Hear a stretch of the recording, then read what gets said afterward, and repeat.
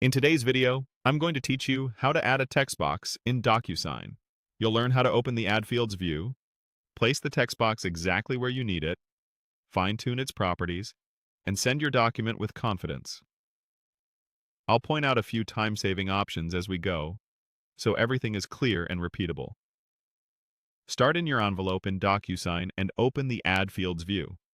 This is the workspace where you prepare the document before sending it out for signatures. On the left, you'll see the field tools. Find the text field, often represented by a T, and click it to activate.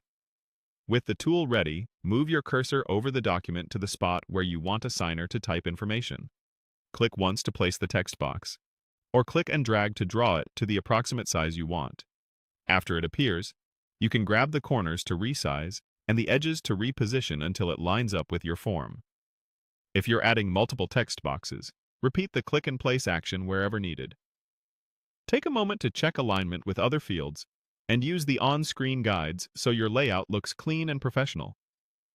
With the text box selected, look to the Properties panel on the right. Give the field a clear, unique name.